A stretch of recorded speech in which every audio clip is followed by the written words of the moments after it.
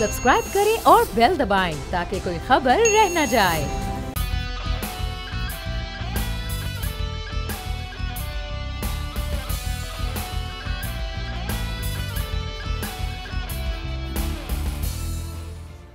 अस्सलामुअलैकुम नाज़रीन, प्रोग्राम एक लगारी सब पे भारी में आपको खुश आमदीद कहेंगे। मैं हूँ आपकी मेज़बान सहरिश ज़ुहेब। मामूल के मुताबिक नज़ीर लगारी साहब मेरे साथ मौजूद हैं और जो हमारे प्रोग्राम का फॉर्मेट है, हम कुछ प्रोग्राम्स के क्लिप्स शामिल करते हैं, उन पर लगारी साहब का तज्ज़िया लिया जाता है। तो सबसे पहला जो क्लिप हम शामिल करने जा रहे हैं वो सहाफ़ियों के हवाले से है, उनके तहफ़्फ़ुज़ के हवाले से है और तमाम जो सीनियर सहाफ़ी हैं उनको साथ बिठाया गया, उनकी मुशावरत से तैयार किया गया है। इस बिल में क्या है और ये बिल कितना अच्छा रहेगा सहाफ़ियों के लिए, क्योंकि हम लोग देखते हैं कि इस्तेसाल किया जाता है, सहाफ़ियों की तनख्वाहें उनको वक्त पे अदा नहीं की जाती। फिर इससे पहले हम लोगों ने कुछ ऐसी ख़बरें भी रिपोर्ट होते देखी हैं कि सहाफ़ियों का कत्ल कर दिया जाता है ख़बरें शाया करने पर या ख़बरें अंदर से निकाल कर लाने पर, जो एक रंजिश रखी जाती है जो कि दुश्मनी में बदलती है और फिर मामला यहाँ तक पहुँच जाता है कि कत्ल भी कर दिया गया। तो इस सारी सूरत हाल पर बात करते हैं। पहले आपको क्लिप मुलाहिज़ा कीजिए, उसके बाद जी गुफ्तगू आपने मुलाहिज़ा की। जी लगारी साहब, सहाफ़ियों के जान के तहफ़्फ़ुज़ के लिए और मुआशी तौर पर उनके तहफ़्फ़ुज़ के लिए कितना ये बिल कारगर साबित होगा आपके ख्याल में? देखें, जब नताइज आएंगे तो पता चलेगा कि ये बिल कारगर है या नहीं है। कवानीन तो इससे पहले भी बने हैं और सोसाइटी के लिए भी ऐसे कवानीन मौजूद हैं जिसमें लोगों को रोज़गार का तहफ़्फ़ुज़ हो। आपका आइन कहता है ये सारे तहफ़्फ़ुज़ात के जान का तहफ़्फ़ुज़ हो, माल का तहफ़्फ़ुज़ हो, रोज़गार का तहफ़्फ़ुज़ हो, नक़्ल हरकत का तहफ़्फ़ुज़ हो, आपकी आज़ादी का तहफ़्फ़ुज़, ये सारे तहफ़्फ़ुज़ात आइन में मौजूद है। जब आइनी गारंटीज़ को नहीं माना जाता है तो बाकी क्या चीज़ मानी जाएगी? फिर कवानीन किस खातिर में लाए जाएंगे? असल चीज़ तो यह है कि जो आइन जिस चीज़ की ज़मानत देता है, आइन बहुत सी चीज़ों की ज़मानत देता है लेकिन उनको पूरा नहीं किया जाता है। फेयर ट्रायल की ज़मानत होती है लेकिन फेयर ट्रायल के बगैर ही लोग मतलब बेचारे कहाँ से कहाँ पहुँच जाते हैं। ये सारी सूरत हाल होती है। सुप्रीम कोर्ट कहती है कि फ़लाँ शख्स को बरी कर दो, मालूम हो उसको फांसी हो चुकी। सुप्रीम कोर्ट का फैसला आता है बरी कर दो, फांसी आ चुकी होती है। यही हाल है सहाफ़ियों का। पूरी पाकिस्तान की 72 साल की तारीख में सहाफ़ियों ने इतने बुरे दिन नहीं देखे होंगे जितने इन दिनों देख रहे हैं। ना उनका रोज़गार महफूज है, ना उनकी ज़िंदगियाँ महफूज हैं, हर चीज़ उनके ख़तरे पर, उनके बच्चों का मुस्तक़बिल दाव पर लगा हुआ है। अल्लाह का लाख लाख शुक्र है कि हम जहाँ बैठे हैं हमारे दोस्तों को और साथियों को रोज़गार का तहफ़्फ़ुज़ भी है और उनको तनख्वाहें मिल रही हैं। लेकिन हमारे जिन भाइयों को जो बड़े मेगा इदारों के अंदर बैठे हैं, बड़े बड़े नाम वाले इदारों के पास बैठे हैं, हमें अफसोस है कि अगर उनको अल्लाह ना करे कभी उनकी अगर प्रॉपर्टीज़ को नीलाम भी किया जाए तो सदियों तक पाकिस्तान के लोग खाते रहें तब भी ख़त्म नहीं होगा, लेकिन वो भी तनख्वाहें नहीं। लेकिन लगारी साहब आप देखें, हम आए रोज़ माफ़ी चाहूँगी, सोशल मीडिया पर ऐसी खबरें रिपोर्ट होती देखते हैं कि भाई हार्ट अटैक हो गया, एक सहाफ़ी का इंतकाल हो गया। अब वो किस मुआशी बदहाली का शिकार था, किस तरह वो अपना गुजारा कर रहा था, वो एक दूसरा आदमी नहीं समझ सकता, जिस पे गुजरती है वो जानता है। लेकिन वो इदारे जो कि इस्तेसाल कर रहे हैं, और मैं उन्हीं की बात करी जिनका भी आप भी जिक्र कर रहे थे कि वो दे सकते हैं लेकिन नहीं दिया जा रहा, क्यों ऐसा किया क्यों जा रहा है? मैं ये कह रहा हूँ कि रियासत नहीं करती है ना मुआवजा। रियासत पूछे तो सही भी, अपनी जायदादों का हिसाब लाओ, अपने टैक्सेस के हिसाब लो, उनसे टैक्स वसूल करके भी अगर तनख्वाहों की बात में दिए जाए तो वो बहुत होगा।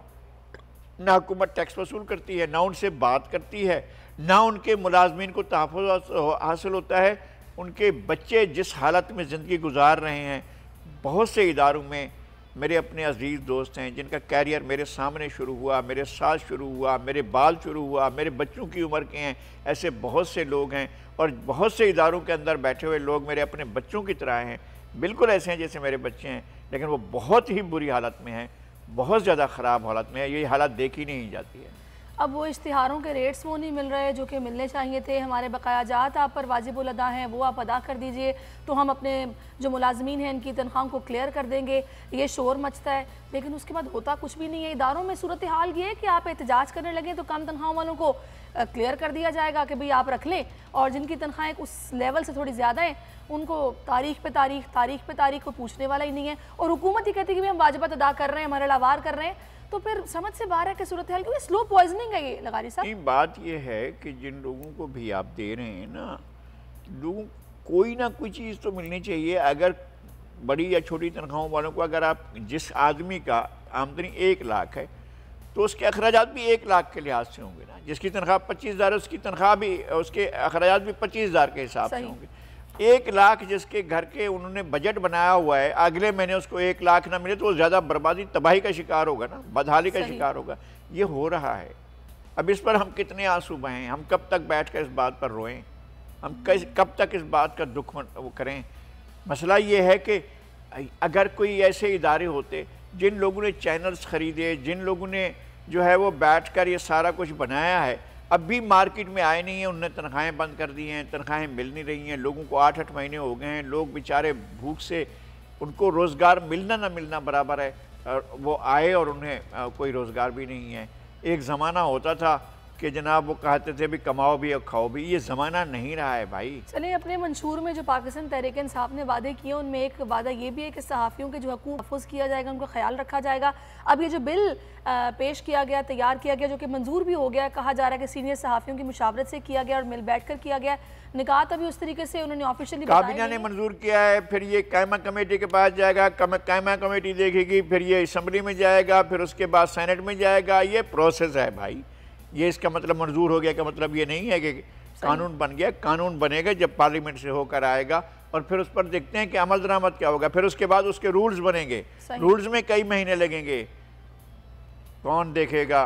वो उमर गालिब ने कहा था ना कि किस तरह से होता है कि उसमें कि कौन जीता है तेरी जुल्फ के सर होने तक, जब तक ये मोहतरमा शिरी मज़ारी साहिबा का ये इंसानी हकूक़ का बिल जो है, जो सहाफ़ियों के लिए समझा गया है, जब तक ये मंजूर हो तब तक ये सूरत हाल कब तक वो रहे। हम लोग इसी प्लेटफॉर्म पर बैठकर बात ही कर सकते हैं, रिक्वेस्ट ही की जा सकती है, जो कि बारहा की गई है और की भी जा रही है कि खुदारा कुछ इन सहाफ़ियों के बारे में सोचें कि इनका इस्तेसाल बंद हो, जो कि अपनी ज़िंदगी रोज़मर्रा के जो मामूलात हैं वो सुकून से गुजार सकें, डिप्रेशन का शिकार उनको मत करें, उनके लिए कुछ सोचें। आगे बढ़ते हैं और एक और क्लिप हमारे पास है और ये भी एक डिप्रेशन का शिकार कर देने वाला मामला है कि वो लोग जिन्होंने अपनी उम्रें गुजार दी हैं, अपनी जमा पूंजी इकट्ठी की और एक जगह पर लगा दी, जिसके बाद अचानक से उन्हें पता लगता है कि जगह तो गैर कानूनी थी, इसको मिसमार किया जाएगा, ना कुछ मुतबादिल दिया गया उनको और ना उनके वाजिबात उनको वापस मिल सकते हैं, जो कि वो आधे दे चुके हैं, आधे बाकी हैं, कुछ उसका अता पता नहीं है। ये क्लिप मुलाज़ा कीजिए, उसके बाद इस पर बात करते हैं। जी लगारी साहब, ये डबल स्टैंडर्ड्स क्यों हैं कि कराची में गैर कानूनी तामीरात मिसमार की जाएंगी और इस्लामाबाद में गैर कानूनी तामीरात पर इस्लाहात होने जा रही हैं, वहाँ पर मामला कुछ और है, ये डबल स्टैंडर्ड्स क्यों? इस्लामाबाद हुक्मरानों का शहर है, कराची और दीगर शहर जो हैं वो महकूमों के शहर हैं, इसलिए हुक्मरानों के शहर में हर तरह का तहफ़्फ़ुज़ होगा। यानी शारा दस्तूर पाकिस्तान की अहम तरीन, इससे ज़्यादा अहम तरीन कोई वहाँ नहीं है, जहाँ ऐवान सदर है, ऐवान वज़ीर आज़म है, पार्लियामेंट हाउस है और उसके बराबर में प्राइम मिनिस्टर सेक्रेटेरिएट है, फिर चीफ जस्टिस अपना सुप्रीम कोर्ट है, इलेक्शन कमीशन है, मुहतसिब आला, पता नहीं कितने दफातर हैं वहाँ पर एंड पर जाकर एक बहुत बड़ी ग्रैंड हयात एजेंसी की 2 बड़ी ट्विन टावर बने हुए हैं और वो इलीगल बने हुए थे। और उसके बारे में जब मालूम हुआ कि इसमें तो बड़े लोगों ने अपनी सरमायाकारी की है, बड़े बड़े लोग हैं, बड़ी बड़ी सर्विसेज में हैं, बड़े बड़े सियासतदान हैं और उनको कोई हाथ नहीं लगा सकता, वहाँ तो उनके पर जल जाएंगे जो उस तरफ जाएगा। तो फिर ज़ाहिर रास्ता निकाला गया। तो ये रास्ता जहाँ 60 गज़ वाले, 80 गज़ वाले, 120 गज़ वाले घर पर बैठे हुए लोग हैं, उनके लिए ये रास्ता नहीं निकलेगा भाई। वो कोई ना कोई रास्ता उनके लिए तो निकाला जाए। जिनको ये नहीं कहा था आपने कि हम गैर कानूनी आपको वो दे रहे हैं, अलाटमेंट दे रहे हैं, वो तो कागजात देख चुके थे, ये भाई ये कागजात हैं, ये हुकूमत की तरफ से हैं, हमें मिल रहे हैं। कोई बात क्यों नहीं करता कि पहले मुतबादिल तो फराहम किया जाए, उसके बाद कार्रवाई की जाए? नहीं, अब कार्रवाई पहले होगी, मुतबादिल की बात देखी जाएगी, इसलिए कि मुतबादिल देते हुए कौन सा हुक्मरान अपना ख्याल रखते हैं। वो 26 नाम अपने रिश्तेदारों के डाल देंगे, 50 नाम अपने दोस्तों के डाल देंगे और जो मुस्तहक हैं वो दर के धक्के खाते रहेंगे। और हमेशा ऐसा होता है पाकिस्तान में, ये इंसाफ का म्यार है, लोगों के साथ हमेशा ये होता है। एक आबादी से 3000 लोग मुतासर होंगे और 3000 लोगों की जगह पर 500 लोगों को भी मिलेगा, 2500 जो होंगे और उससे भी ज़्यादा क्लेम कर जाएंगे, जो हुक्मरानों के, अफसरों के, दीगर लोगों के, अपने करीब मुंतखब लोगों के, गैर मुंतखब लोगों के, अपने अजीज़, अपने करीबी, अपने बल्कि जो पैसे देंगे, दौलत देंगे, तमाशा देखेंगे, उनको मिलेंगे घर, वो गरीब वैसे ही दर बदर रहेंगे, वो वैसे ही अपने बच्चों समेत फिर नया ख्वाब देखें। एक ख्वाब उन्होंने देखा, घर बनाया, एक ख्वाब उसकी नस्ल देखे, जब घर बनाए तो फिर तोड़ने वाले फिर पहुंचे। सूरत हाल है। और लगारी साहब एक चीज़ ये भी है कि ऐसी भी इमारतें हैं जहाँ पर मुकीम हैं लोग और रह रहे हैं काफ़ी अरसे से, बिजली गैस पानी के बिल अदा कर रहे हैं, तो ऐसी गैर कानूनी जगह पर ये यूटिलिटी बिल किस तरह अदा हो रहे थे? ये मिली भगत से किया जा रहा है, उनकी भी तो कोई अकाउंटेबिलिटी करे कि आपने गैर कानूनी जगह पे किस तरह कनेक्शन दे दिया? नहीं, जिसने कब्जा किया, जिसने अलाटमेंट दिए, जिसने प्लान किया, जिसने नक्शा पास किया, जिसने ये सारा कुछ किया है, और जिसके इलाके में बना वो थाना कहाँ सो रहा था, वहाँ KMC का दफ्तर था, वहाँ KDA का दफ्तर था, वहाँ सिंध बिल्डिंग कंट्रोल अथॉरिटी का दफ्तर था, वहाँ बहुत से दफातर थे, वो क्या कर रहे थे? वो सो रहे थे। आप एक आदमी को जिसने 60 गज का 80 गज का घर लिया और उसने अपने बच्चों के लिए छत बनाई, आप उसको कह रहे हो कि इधर आ जाओ, सड़क पर जाकर बच्चों को ले जाकर बैठ जाओ, तुम चले जाओ। और उन लोगों से कौन पूछेगा जिन्होंने लिया? जिसने सबसे पहले जिसने बेचा, जिसने आंखें बंद की, उनके साथ कौन बात करेगा? कौन जाकर पूछेगा भाई तुम कहाँ हो, कैसे हो, किस हाल में हो? और आप तो मज़े करके खाकर चले गए हैं। बहुत से लोग कमाकर यहाँ से मुल्क से बाहर चले गए, आराम की ज़िंदगी गुजार रहे हैं। कोई इटली में रह रहा है, कोई रोम में रह रहा है, कोई जर्मनी में रह रहा है, कोई कनाडा में रह रहा है, कोई ऑस्ट्रेलिया में रह रहा है, मज़े कर रहे हैं, ऐश कर रहे हैं। और जिन अफसरों ने यहाँ पर खाया वो भी ले चुके हैं। अब एक दफ़ा शोर उठा था कि जी जिनके पास डुअल नेशनलिटी होगी उनको हम नहीं छोड़ेंगे।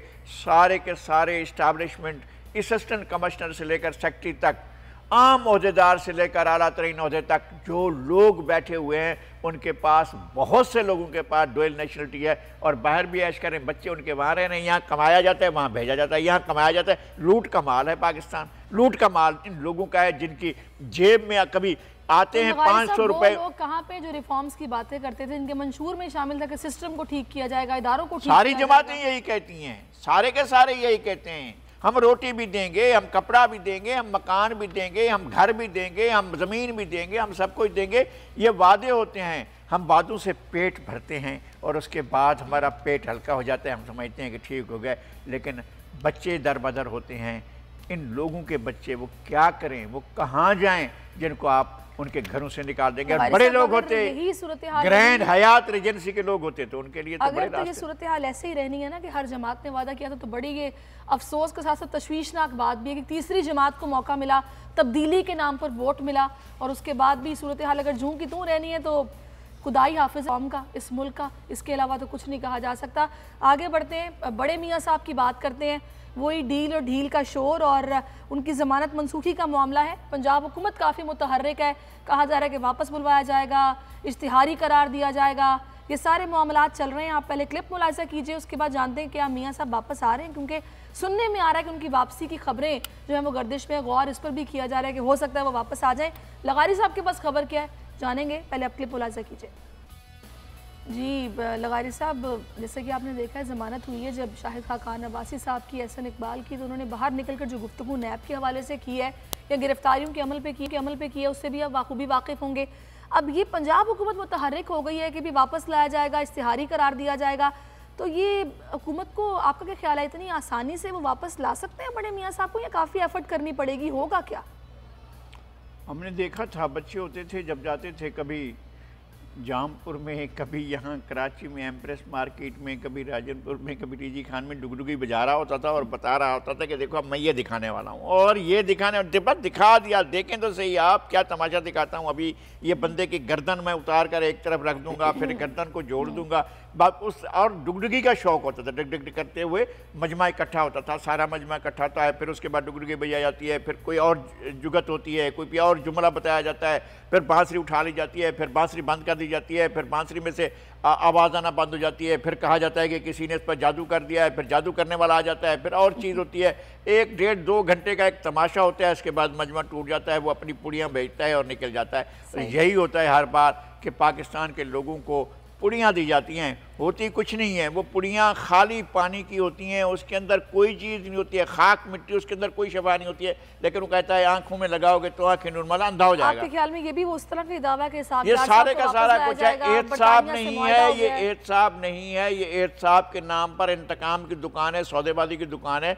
और ये दुकान खुली हुई है, और ये दुकान पहले किसी और को फ़ायदा देती थी, अब इनको फ़ायदा दे रही है। और जिस तरह से मज़े चाहें करें। या इमरान खान साहब को पता नहीं था, वो उस वक्त प्राइम मिनिस्टर ऑफ पाकिस्तान नहीं थे जब मियां नवाज शरीफ जा रहे थे। और फिर जब शाहिद खाकान अब्बासी साहब को गिरफ्तार किया गया था, क्या उनके इल्म में नहीं था? जब हाई कोर्ट की ऑब्जर्वेशन तो पढ़कर देखें, वो क्या कहती है हाई कोर्ट, आपके पास कुछ नहीं होता है, लोगों की कोई इज्जत नहीं है, कोई तौकीर नहीं है, जब चाहे जिसको उठाकर बंद कर दें और जाकर जेल में डाल दें। ये कौन सा तरीका है? अवाम के मुंतखब नुमाइंदों को उनकी नुमाइंदगी के हक से महरूम करते हुए आपको ख्याल नहीं आता है? देखिए लगारी साहब, अगर तो ये डील और ढील की जो बातें हो रही हैं ना, अब देखें, ये आपको नहीं लगता कि पाकिस्तान तहरीक इंसाफ का पूरा नैरेटिव स्टेक पे लगा हुआ है? फिर करप्शन करने वालों को पकड़ेंगे, कटहरे में लाएंगे, जाने नहीं दिया जाएगा, पैसा इनसे सारा वसूल किया जाएगा, फिर आप बाहर जाने की इजाज़त दे रहे हैं, वहाँ जब भेज देते हैं फिर आप कहते हैं तो इश्तिहारी हैं, वापस नहीं आ रहे हैं, तो सारा ड्रामा हुआ है, फिर आपने जाने क्यों दिया? उनको स्टेक की परवाह नहीं है। वो कहते हैं कि जनाब एक ऐसा जादू आएगा, एक ऐसी बांसुरी बजेगी, एक ऐसी डुगडुगी बजेगी, और एक ऐसा वो हो जाएगा, एजाज़ हो जाएगा, एजाज़ मसीहा हो जाएगा, फिर हम फिर कदमों पर खड़े हो जाएंगे और अगली बारी हम फिर आ जाएंगे। वो तो बहुत लंबी सोच रहे हैं। और पाकिस्तान के अवाम जिस रोज़ अपने वोट की इज़्ज़त और हुर्मत को बचाने में कामयाब हो गए, उसके बाद इस तरह की वारदातें नहीं हो सकेंगी। अब मुझे फिर ये बता दें कि जो शाहिद खाकान अब्बासी साहब और एहसान इकबाल साहब बातें कर रहे हैं, यहाँ तो इस मुल्क में किसी आसेब का साया है कि वो आसेब आया, उसने करप्शन की, सारा लूटमार की, वो गायब हो गया, कुछ पता ही नहीं है। दूसरी वजह ये हो सकती है करप्शन इस लेवल की गई, इतने टेक्निकल अंदाज में की गई कि एविडेंस ही कोई नहीं छोड़ा गया। नैब की प्रोसिक्यूशन इतनी स्ट्रॉन्ग है ही नहीं कि उन चोरों लुटेरों को पकड़ सके, प्रूफ सामने ला सके। यहाँ तीसरी चीज़ फिर ये हो सकती है कि भाई करप्शन हुई ही नहीं है। नहीं, पहली बात यह है कि इस पेन की कीमत है 10 रुपये। अगर कोई आकर किसी बंदे को पकड़ ले और कहे कि जनाब आपने 1000 रुपये का पेन चोरी किया है, हम आपको पकड़ते हैं, तो पहले ही आप गलत बात कर रहे हैं ना। वो जिस स्पोर्ट सिटी की बात कर रहे तो उसकी लागत इतनी जितना आपने उसके ऊपर इल्ज़ाम लगाया, जो कुछ बना हुआ है उसकी मेजरमेंट करके देख लें, वो सारी की सारी तो कोर्ट के सामने लाए ना। नहीं, पहले पकड़ लेते हैं, बिठा देते हैं, बेइज्जत करते हैं, बेतौकीर करते हैं। अब एहसान इकबाल को आप देखें, मुझे उनके साथ कोई ज़ाती हमदर्दी की बात नहीं है, एक इंसान के तौर पर किसी की भी आप इज्जत से खेलें, पहले कम से कम कोई चीज़ तो बताएं। दावे तो इतने लंबे करते हैं और ऐसा करते हैं कि जनाब इनके पास अंबार है, उनके पास लाउड स्पीकर लगे हुए हैं जिनका नाम होता है फैसल वाडा, वो लगे होते हैं, और भी बहुत सी शख्सियात हैं ऐसी, वो सबूत के दावे करते हैं, होता कुछ नहीं है। बाद में चलता है कि कोर्ट से वो दावा भी और दावा करने वाले भी बेइज्जत और बेतौकीर होकर हमारे जो सामने लोग होते हैं उनकी ज़मानतें हो जाती हैं और वो फिर मुंह देखते रह जाते हैं, अच्छा हमने यूँ पकड़ लिया था। सही बात है। चलें, अब खबरें तो कुछ ऐसे, बड़े मियाँ साहब भी गौर कर रहे हैं ऑप्शन पर वापसी के। अब महज ये खबरें ही हैं या फिर वाकई कुछ ऐसा होने जा रहा है, और अगर वो वापस आ जाते हैं तो क्या उनकी सियासी साख पर असर पड़ेगा, ये भी आपको आगे आने वाले दिनों में पता चल जाएगा। अब कुछ बात कर लेते हैं हैप्पी सरप्राइज डे इंडिया के हवाले से, लेकिन एक छोटा सा ब्रेक ले लेते हैं। मुझे बताया जा रहा है कि ब्रेक लेना है, ब्रेक के बाद वापस आते हैं, फिर मज़ीद हम बात करेंगे। आप हमारे साथ रहिए।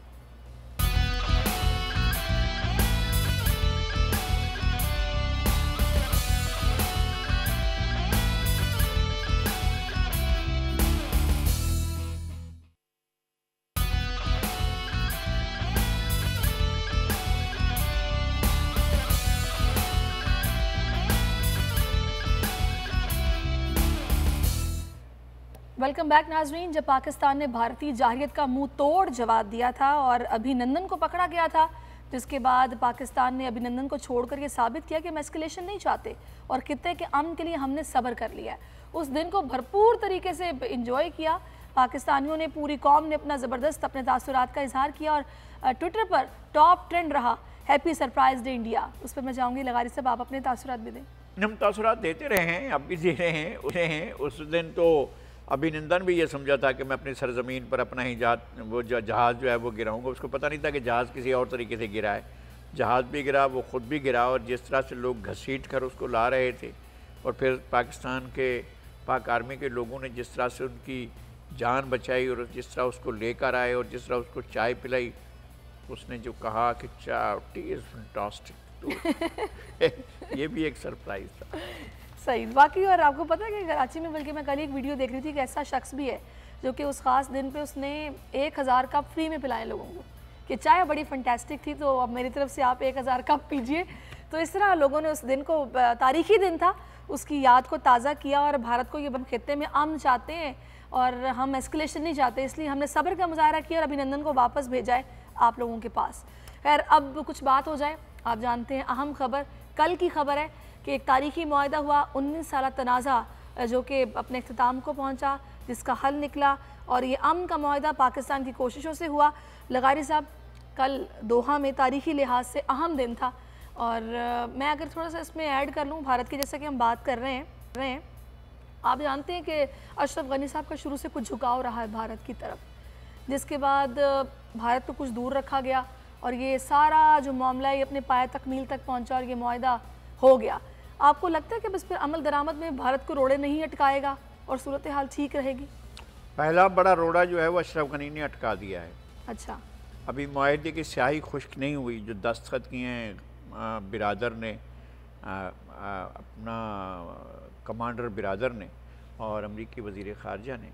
उस दस्तखत होने के फ़ौरन बाद अशरफ गनी ने उस मुआहदे की ख़िलाफ़ वर्जी करते हुए कहा कि तालिबान के फ़ौजियों को रिहा नहीं करेंगे। अब नहीं करेंगे का मतलब ये है कि क्या तालिबान को आप कौन सा रास्ता बता रहे हैं ताकि तालिबान जो हैं वो उसको वायलेट करने की तरफ जाएँ, मुआहदे की ख़िलाफ़ वर्जी करने रहें, ताकि वो हथियार दोबारा उठाएँ और हुकूमत के साथ भिड़ जाएँ।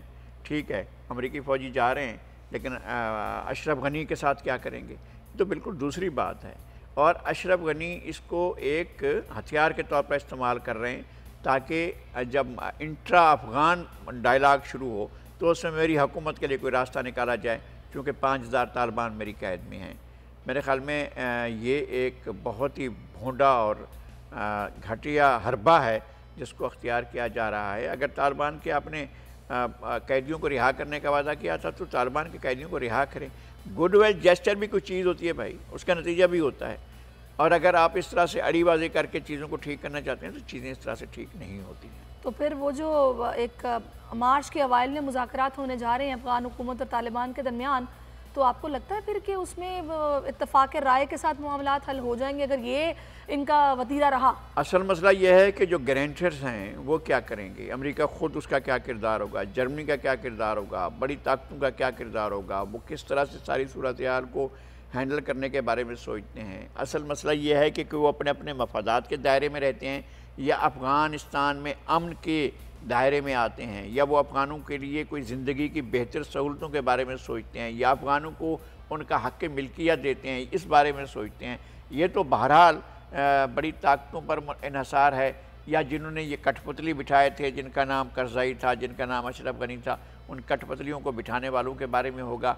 तालिबान अगर अपनी रिट साबित करते हैं, अगर जमहूरियत पर कायम रहते हैं, अगर वो जमहूरी तर्ज़ अमल अख्तियार करते हैं, अगर वो ख़वातीन को वही मौक़े देते हैं जो आज़ाद दुनिया के अंदर ख़वातीन को मौक़े मुयस्सर हैं, अगर वो उनको सिर्फ बच्चा पैदा करने की मशीनें नहीं समझते हैं, तो फिर उनको आगे आना होगा और अपना किरदार अदा करना होगा। अगर वो कदीम दौर में रहना चाहते हैं, पत्थर के दौर में रहना चाहते हैं, तो फिर उनको आगे आने का मौका नहीं मिलेगा। बहरहाल एक बहुत बड़ी चीज़ है जो आगे होने जा रही है। इस डायलाग के दौरान अशरफ गनी ज़्यादा से ज़्यादा मेरे ख़्याल में हमसे भी मशरिक़ की तरफ देखेंगे और दिल्ली की तरफ, लेकिन दिल्ली में आग लगी हुई है और अब ये आग दीगर दारुल हुकूमतों में भी फैलने वाली है। और जिस तरह से इस आग को फैलाया जा रहा है वो अशरफ गनी को कुछ नहीं मिलेगा उससे। बहरहाल ये फ़ैसला अफ़गानिस्तान के अवाम ने करना है, क्योंकि वो कौन सा तर्ज़ ज़िंदगी पसंद करते हैं और किस तरह से रहना। तो लगारी साहब, ये जो पहला रोड़ा अटका दिया गया है, आपको क्या लगता है? क्योंकि भारत माजी में हमने देखा है कि अफ़गानिस्तान की सरजमीन पाकिस्तान के ख़िलाफ़ इस्तेमाल करता रहा है, तो किसी चीज़ को रोकने के लिए पाकिस्तान का किरदार क्या इस मुआहदे की हद तक ही था या फिर आगे पाकिस्तान को किरदार अदा करना होगा? पाकिस्तान इस गारंटी पर और इस यकीन पर इस अमल में शामिल हुआ था कि अफ़गानिस्तान में मुकम्मल, पायदार और किसी बैरूनी मुदाखलत के बग़ैर एक मुकम्मल अमन कायम होगा। पाकिस्तान इस बात पर गया था। पाकिस्तान ने अपनी देरीना उन मौक़िफ़ को भी नहीं दोहराया था कि जी हमारा इस इलाके में स्ट्रेटेजिक डेप्थ है, हमारी वहाँ पर तस्वीरी डेप्थ मौजूद है, हमारा इंटरेस्ट मौजूद है, हम उस पर जोर नहीं देते। बुनियादी इंटरेस्ट जो है वो अफ़गान अवाम का है, अफ़गानिस्तान के शहरियों का है कि उनको ज़िंदगी, वो पिछले निस्फ सदी से तो डायरेक्ट आग और खून में है ना, उनको पहले वहाँ से तो निकालें, फिर उनके बारे में सोचें कि इनके ऊपर राज कौन करेगा और किस तरह से करेगा, उनकी मर्ज़ी पर छोड़ा जाए। ये वॉर लॉर्ड्स को जो पैसे देने वाला सिलसिला है, हथियार देने वाला सिलसिला है, इसको बंद होना चाहिए, चाहे वो कोई भी दे रहा हो, फिर जाकर वहाँ अमन का इंट्रा डायलॉग जो अब होने हैं तालिबान और अफगान हुकूमत के दरमियान, उसकी मेज़बानी की पेशकश पाकिस्तान को करनी चाहिए? नहीं, पाकिस्तान को भी अपना किरदार अदा करना चाहिए। मेरे ख्याल में चूँकि ये तय हुआ है कि जर्मनी में होंगे, अगर जर्मनी मेज़बानी नहीं करता है तो पाकिस्तान को भी इसमें मेज़बानी करने में कोई हर्ज नहीं है। हमारे यहाँ भी मौसम अच्छे होते हैं, हमारे यहाँ भी मेहमानों को रखने की जगह होती है, हमारे यहाँ भी डायलॉग का माहौल मौजूद है, और अगर यहाँ होता है तो बहुत अच्छा हुआ है। इससे पहले भी मुआहदे हमने किए थे और बहुत अच्छे मुआहदे थे, लेकिन वो कामयाब नहीं हो सके थे। और वो मियाँ नवाज शरीफ के दौर में हुए थे, जब डॉक्टर नजीबुल्लाह की हुकूमत हट गई थी और उसकी जगह पर अहमद शाह मसूद ने आकर शहर पर कब्ज़ा किया था, फिर ये आपस में लड़ गए थे। असल मसला ये है कि क्या अफ़गान वारियर ग्रुप आपस में लड़ेंगे या इस जंग से बाज आ जाएंगे, असल मामला ये है। चलिए, अब आखिरी सवाल आपसे मैं कर रही हूँ इस मामले पर। इस सारे मामले का क्रेडिट आप देते हैं पाकिस्तान तहरीक इंसाफ की हुकूमत को? टाइमिंग बड़ी मैटर करती है। उनके दौरे हुकूमत में ये अहम मुआहदा हुआ है, पाकिस्तान की पूरी दुनिया मुअत्तरिफ है उसने जो किरदार अदा किया। हमारे मेहरबान हैं जिनका नाम है शाह महमूद कुरैशी, वो हमारे बहुत मेहरबान हैं और हम उनसे दोस्ती का दावत नहीं कर सकते, इसलिए कि अब शाह रुकन आलम और मखदूम बहाउद्दीन ज़करिया मुल्तानी के सजादा नशीन के बारे में तो हम ये नहीं कह सकते हैं कि हमारे दोस्त हैं, लेकिन बहरहाल वो अच्छे खुश गुफ्तार और अच्छे अंदाज में गुफ्तगू करने वाले हैं और उसका नतीजा भी होगा। लेकिन इसमें पीटीआई का मतलब मैं कहूँ कि इसमें फवाद चौधरी का रोल था तो नहीं था। नहीं, वफाकी हुकूमत का मैं कहता हूँ कि वज़ीर ख़ारजा का रोल एक हद तक था, लेकिन बुनियादी रोल बहरहाल हमारी सिक्योरिटी इस्टेब्लिशमेंट ने अंजाम दिया है। बहरहाल इसमें आर्मी चीफ का बड़ा किरदार है, ISI के DG का बड़ा किरदार है और उस वो तो हमें नज़र आ रहा है, म्यूचुअल एफर्ट है ये, वो नज़र आ रहा है। अब इसका क्रेडिट किसको देना है, तो मेरा ख्याल है कि अगर वजारत ख़ारजा भी इसके सर बांधना चाहे तो हमें कोई एतराज़ नहीं। सही, चलें, अब आपने इतनी अच्छी बात की है तो एक अच्छी खबर भी नाज़रीन के साथ शेयर करते हैं। अब ये अब आप बताएंगे कि क्या वाकई 2022 का और रिलीफ का साल होगा, क्योंकि शुरुआत तो अच्छी हुई है, क्योंकि मार्च का ही महीना है, अभी शुरू हुआ है और 5 रुपये फ़ी लीटर पेट्रोल की कीमत में कमी कर दी गई है और मिट्टी के तेल की कीमत में 7 रुपये फ़ी लीटर कमी हुई है। लाइट्स भी डीजल की कीमत में 7 रुपये फ़ी लीटर कमी कर दी गई है, तो 5 रुपये अच्छी खासी कमी है, वरना तो पैसों में देखते थे कमी हो रही है। तो आपका क्या ख्याल है? 6 पैसे के बाद 5 रुपये की बारी आई है तो ये असल में हम बहुत ज़्यादा खुश नहीं होते। एक ज़माना ऐसा था कि ये 64 रुपये पर भी चला गया था, 100 रुपये से नीचे आया था और 64 रुपये पर चला गया था। ये ज़रा और पीछे जाए, 100 से तो नीचे आए ना, फिर उसके बाद हम इसकी तारीफ़ करेंगे। अभी तारीफ़ नहीं करेंगे, तारीफ़ में जब इनके रियल कीमतों की तरफ जाएंगे उस वक्त हमें इसकी तारीफ़ करेंगे। ये तो हमारे ऊपर वो IMF के डंडे रखे हुए हैं हमारे सरों के ऊपर और हमारे उनके वो तानी हुई बंदूकें जिसकी वजह से हम फंसे हुए, वरना यह तेल की तो ये नहीं है। तेल की आलमी कीमतों की तरफ से जाएँ तो फिर तो मालूम होगा कि हम आधी से ज़्यादा कीमत अदा कर रहे हैं। सही, अच्छा चले, अब बात ये है कि जो एक तवक्को थी कि भाई इमरान खान साहब ने खुद ही खिताब करते हुए कहा था कि भाई मैंने सख्त हिदायत कर दी हैं, जो भी है एक गरीब आदमी को अब रिलीफ मिलना चाहिए और पहले चीज़ें हम लोग सेटल कर रहे थे। अब ये जो साल 2020 का साल है ना, ये अवाम को रिलीफ देने का साल है, तो तवक्को अच्छी रखी जाए ना फिर आगे भी। नहीं, तवक्को हमेशा अच्छी रखनी चाहिए। अगर इस तरह से और आगे बढ़ते हैं, अजनास की कीमतें कम होती हैं, एग्रेरियन सोसाइटी को तवानाई मिलती है, तरक्की मिलती है, हमारे लेबर क्लास को। मसला क्या है? मसला यह है कि जो शख्स पेट्रोल ख़रीद सकता है 100 रुपये में, वो 105 में भी ख़रीद लेगा, 110 में भी ख़रीद लेगा। जिसको आटा नहीं मिलता है 35 रुपये किलो के हिसाब से, उसके पास 35 रुपये नहीं है और 1 किलो आटा नहीं है और उसके घर के अंदर 10 बंदे भूखे बैठे हुए हैं, उसकी माँ बाप, उसकी बीवी और उसके बच्चे भूखे बैठे हुए हैं और उसने 1 किलो आटा ले जाना है। जिसके पास आटे के पैसे नहीं है उसको आटे के पैसे पहले मिलने चाहिए, बाद में कोई चीज़ हो। लोगों के पास जॉब्स नहीं हैं, लोगों के पास रोज़गार नहीं है, लोगों के पास खाने के लिए पैसे नहीं हैं, उनकी बचतें नहीं हैं, उनकी बचतों में बरकत नहीं है, हुकूमतों की कीमतें ज़्यादा हैं, बेरोज़गारी आम है। ऐसी सूरत हाल में खुशहाली को और खुश फहमी को और खुश इदराकी को बहुत वक्त पड़ा हुआ है। हम बहुत सी चीज़ें अब ये भी मुझे बताया जा रहा है कि भाई ओगरा ने तो 15 रुपये बोला था, लेकिन 5 रुपये आटे में नमक के बराबर, चलो कुछ तो किया, तो बेहतरी की उम्मीद आगे रखते हैं, अल्लाह बेहतर करे, आगे चीज़ें हों। एक ब्रेक ले लेते हैं, ब्रेक के बाद वापस आएंगे, आप हमारे साथ रहिए।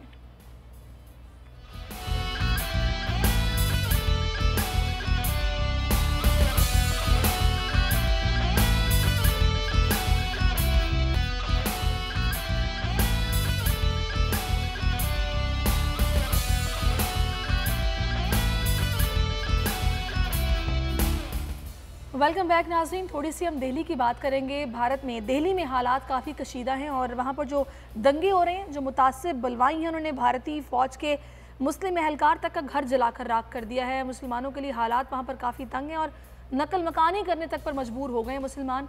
तो लगारी साहब, जब भी ये मोदी का राज आता है उसमें ये आग लगती है भारत में, और आप देखें 2002 गुजरात के जो वाक़यात हैं और अब 2020 दिल्ली, कितनी मुमासलत देख रहे हैं आप इनमें? बहुत शर्मिंदा होगी अगर रूह होती है जयप्रकाश नारायण की, जिसने बनाया था। वो एक प्रोग्रेसिव आदमी था, लेकिन उसके पता नहीं था कि उसके काफ़िले में जो लोग शामिल हैं सारे के सारे वो तंग नज़र हैं, वो राष्ट्रीय सेवक संघ के लोग हैं और वो इसको इंडिया को तबाही की तरफ ले जाएंगे।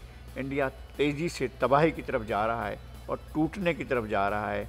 अगर बीजेपी का राज रहता है तो फिर इंडिया को टूटने से कोई नहीं बचा सकता है, और उन्होंने अपने लिए रास्ता खुद ही अख्तियार किया है। मुसलमान एक नहीं हैं, मुसलमान 1 करोड़ नहीं हैं, 2 करोड़ नहीं हैं, मुसलमान इंडिया में 20 से 25 करोड़ के दरमियान हैं। वो आबादी का एक बहुत बड़ा हिस्सा हैं और इंडिया को ये भी मालूम है कि एक तरफ बांग्लादेश के मुसलमान हैं, एक तरफ पाकिस्तान के मुसलमान हैं, इर्द गिर्द भी मुसलमान ममालिक मौजूद हैं। और जिस तरह से बेदर्दी से, बेरहमी से लोगों के साथ तशद्दुद करके उनको शहीद किया जा रहा है, बहरहाल भारत को और भारतीय जनता को, भारतीय हुकूमत को इसका अपने ज़मीर और आलमी ज़मीर के सामने जवाब देना होगा। और इस तरह से वो अपने मज़ालिम को छुपा नहीं सकेंगे। इंडिया एक ख़तरनाक कोलैप्स की तरफ बढ़ रहा है, बहुत बड़ा डिज़ास्टर इंडिया के सामने खड़ा हुआ है और इंडिया को शायद अंदाज़ा नहीं है कि जो रास्ता उसने अख्तियार किया है वो तबाही करा। लेकिन इस पर मेरा ख्याल है कि दुनिया को खामोश नहीं बैठना, आदमी बरादरी को इस पर यकीनन नोटिस लेना चाहिए, क्योंकि ये सूरत हाल अब संगीन होती जा रही है और मामलात बहुत बिगड़ते जा रहे हैं। ये भारत के लिए, अपने लिए भी ठीक नहीं है। अपने वोटर्स को जस्टिफाई करने के लिए जो कुछ वहाँ पर नरेंद्र मोदी कर रहे हैं ये बिल्कुल ठीक नहीं है, और अब उम्मीद करते हैं कि दुनिया भी इस पर कोई नोटिस ले और खुदारा कुछ उनको जगाए कि भाई क्या कर रहे हो, अपने मुल्क के लिए ठीक नहीं है। और उनकी मुआशी हालत भी अब ख़राब होती जा रही है। इसके साथ ही नाज़रीन आपसे इजाज़त चाहेंगे और फिर से मुलाकात होगी। अपना बहुत ख्याल रखिएगा। अल्लाह हाफ़िज़।